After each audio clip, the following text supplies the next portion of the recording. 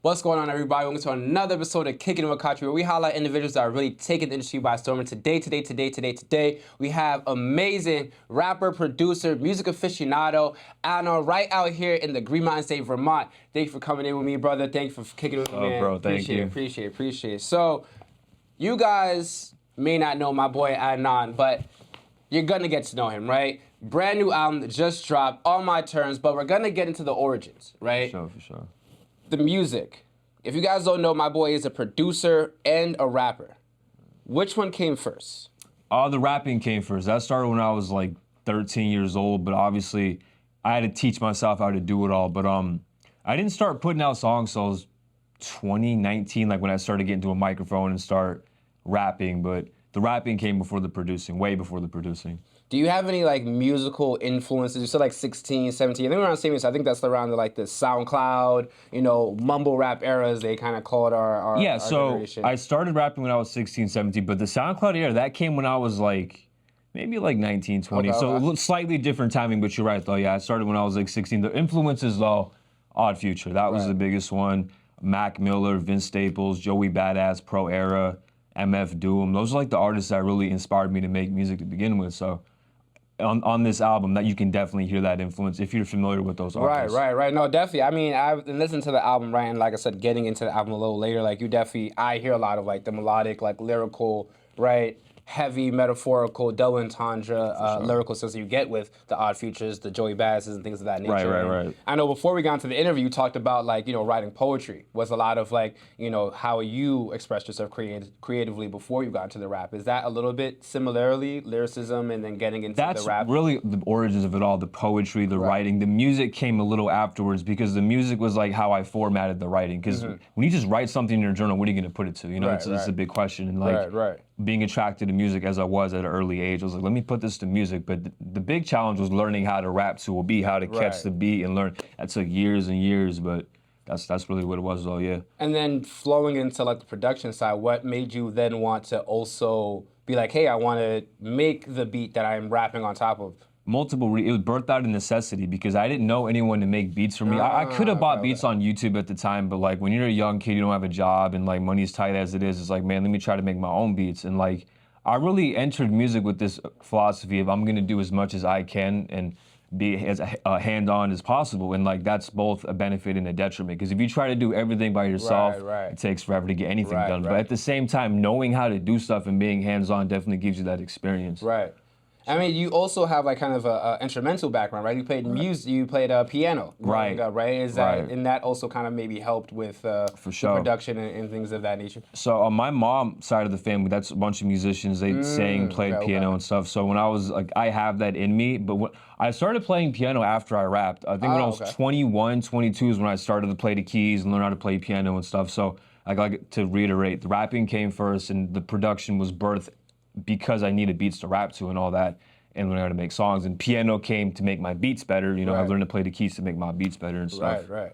I mean, I saw on your Instagram you flipped a Ruben Wilson sample. For sure. You flipped a Ruben, and that's like from like the 70s, right? And that's nowhere near like rap, hip hop, or anything. So how deep did your music bag had to go with this education outside of like just hip hop and rapping and making like the produced beats that then you go on and rap over? I so love that you asked that question. So that Ruben Wilson, that came from a Nas song. If you listen to Nas Illmatic, that's one of my favorite albums of all time. So that sample came from Sitting in the Park, Memory Lane. That's one of my favorite songs on that album. When I heard that sample, it's like, man, I can flip this too, but not in the way that DJ Premier did. Like they came with the boom bap. It's one of my favorite rap songs. I listen to that pretty often, but I decided to flip it a different way. I was like, what if I did like a trap cut to it? Right. And I actually made a song to that beat. I didn't put it out because ultimately I didn't like how I sounded on it, but the beat is still on my computer, chilling there. Maybe I sent it to someone else. I don't know. But it's there, though. I love that you asked that. I thought, because like I said, like you think of these like,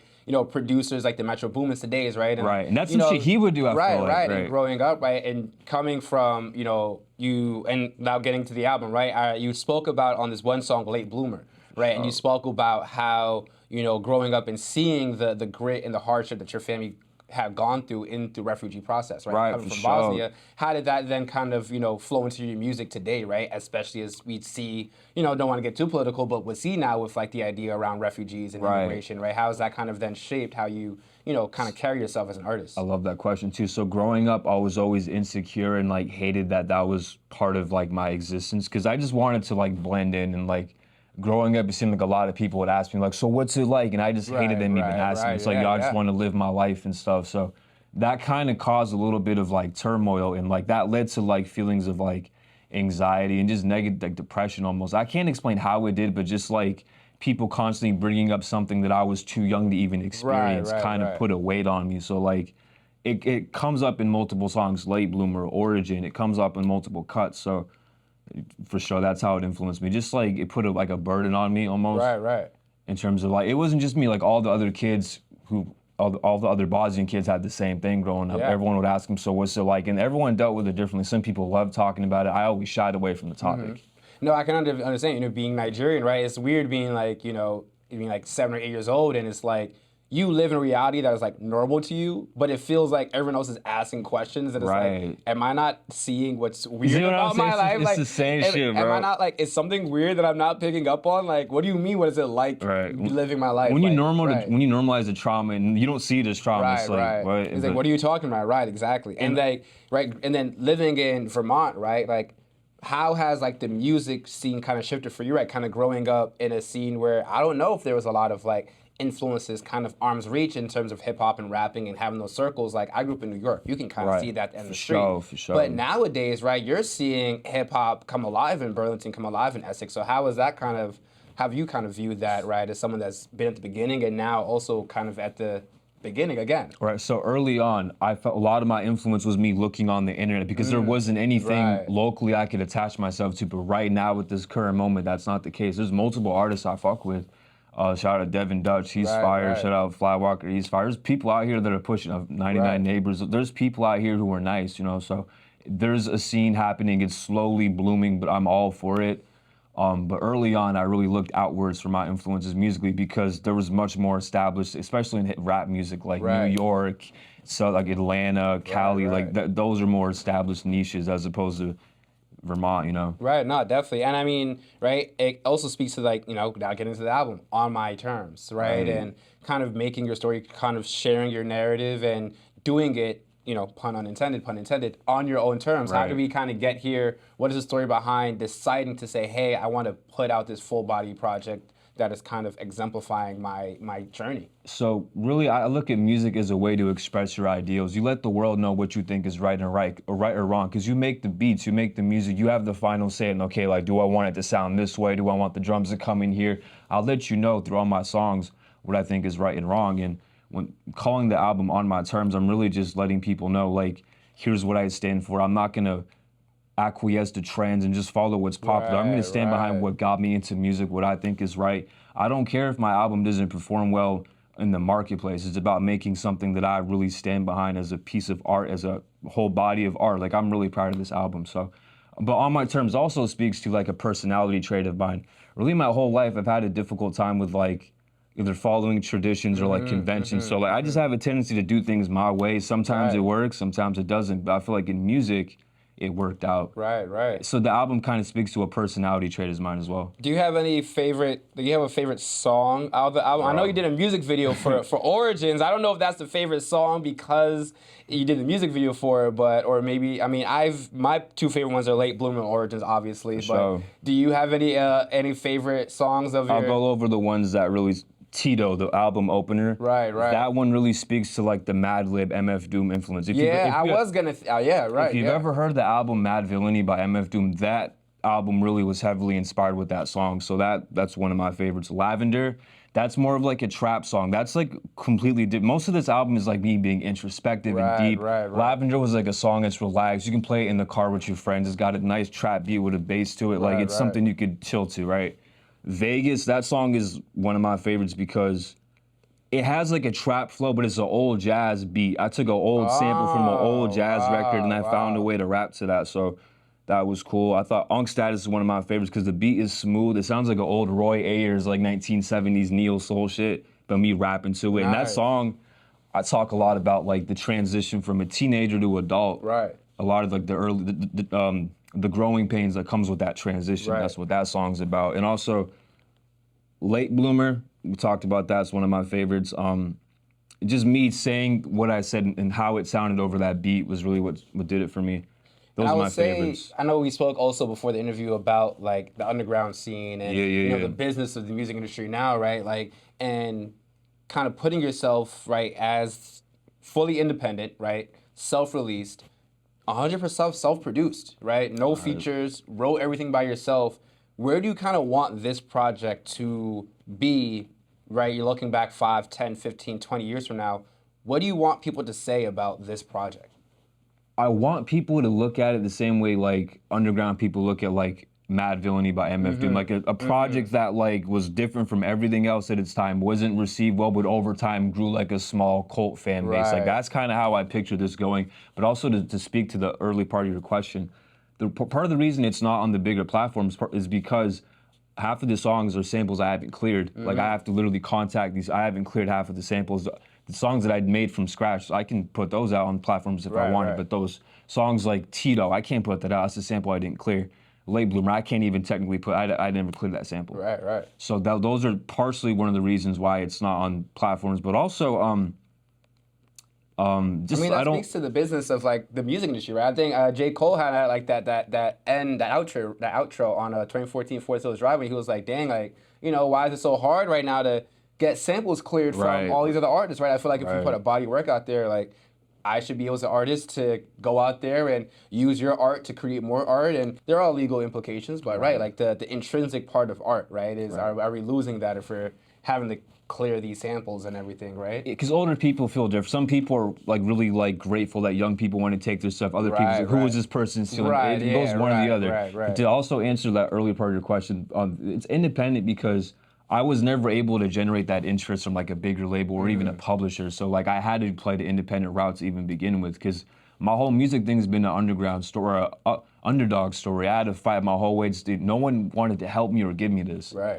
Every part of this, I had to go out of my way and make so many sacrifices to even get to this point. So that's really what it's about, No, that's great. I mean, do you think that in going that route has allowed you to have a sense of autonomy, a sense of security, a sense of confidence in your work, in your craft, and in your profession? That was always, because like I said earlier, I was always hands-on, wanting to do things myself. So that speaks to that autonomy. Me being independent, me putting out with no label, nothing, that speaks to a guy who just wants to run it on his terms. It all ties in together. This album really fits me, man. It all fits together. And I'm moving it over, right? I mean, like I said, already music video for Origins. Great music video. You guys check that out right now on YouTube right now too. Awesome album. Any other music videos that we're gonna get? Any other visuals? So I'm thinking Tito in Vegas at some point. It's just a matter of me thinking about how I want that to look, saving up some money to get the budget right. Definitely gonna reach out to Jisan when that's all figured out. But the album is done. It's out on YouTube, out on SoundCloud. The music is done. I'm just gonna spend a little bit more time on some videos because I want to give this the proper send-off. I want to give this the proper promotion because I don't plan on putting out another album after this. So I want to give this the right send-off. Well, I don't usually hope people lie to me, but I hope that's a lie that you're telling me, and hopefully one day you actually are making some more music. Because I mean, either if you don't make music, but hopefully I can hear Anon on the beat or something one day on somebody's song, because you got the talent, man. You definitely got something brewing up, and like I said, I mean, whether this be a send-off or maybe a transition, right? I hope that it's something that you are proud of, because it's a great body of work. So appreciate that. And growing up, right? I mean, going to the personal life, how do you kind of stay grounded and dealing with, like you said, sacrifices and looking at something that as creatives, one creative to another, every day we're waking up like, is today going to be the day I'm going to make it, or the day I'm going to break it, right? So I love that question. So what I had to teach, I learned this when I was like 24, 25. When you're constantly like involved in your craft, it's like, picture it like your face is like stuck to a wall. Right. You're so hyper zoomed in, but you don't see nothing else. You have no clarity, no perspective. What you got to do sometimes is step back, live life, go back to being a listener, a consumer. That's when you regain that clarity. That's when all that internal confusion and questions about what you're doing, that's when that goes away. Go back to living life, because life is what inspires art. Right. When you're constantly consumed in your craft and trying to get good at it, sometimes you're missing the life that fuels that. Right. And I had to learn that, because all these songs weren't contrived. These are songs that just happened. They came out. It wasn't me just sitting trying to write.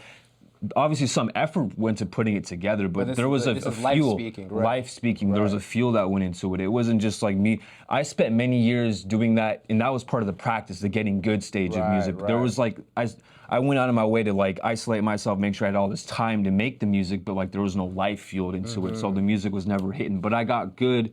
It was all preparation for this. That was all practice to lead up to this album. No, that's awesome. I'm glad that you put that because, like I said, I mean, a lot of people say things. People say they want things, but very few people do the things they want to do. So kudos to you for honestly like putting it out there, man. Before we get out of here, like, you know, and sharing some personal philosophies, you dropped a lot of gems today. But what are kind of 3 rules that you kind of like to live by that you want to impart to, you know, another creative, another person that's going on their journey? 3 rules, I would say. Forge and I know what you are, know what you want. And in the course of your life, that may change, but just always ask yourself those questions like, who are you? What do you want? Always like keep tabs on yourself. Don't let yourself slip and just like fall into like a disorganized mess. Like keep on top of yourself. That's one rule. 2, tell yourself, you know, day by day, Rome wasn't built in a day. It's okay for things not to happen right away. This took me, I started making music like 16. I'm 28. This album took me 12 years, bro, to make. So like, it's okay for things that take time. And the 3rd thing really would be the thing I said earlier about learning how to step back from what you're doing and just learn to like, you have to learn to balance things like effort and also relaxation. You got to find the balance. And everyone has it looks different for everybody. And it takes years. You're going to stumble, you're going to fall, but that's the beauty in the journey, bro. Like falling and getting back up, you know? No, definitely. I appreciate you for coming through and kicking me, man. One of Vermont's finest, man. Appreciate it, man. That, my brother. Thank you, bro. Thank you, guys. Thank you guys for another amazing episode of Kicking It With Kachi. You guys can check out this interview at the Kicking It With Kachi show on YouTube, Instagram, and TikTok. Check out my boy Adnan on YouTube. Check out that new All My Terms album out right now. Honestly, the music video is coming out. If you're a pretty girl, he may need some vixens. I'm just saying, just hit him up. You know what I'm saying? Hit him on the Instagram. He might need to get dire need for vixens. You might need some pretty faces on the visuals. But I'm your host, Onye.777. Follow me on Instagram. Thank you once again for coming to kick it with me. We're out of here. Thank you, guys. Peace.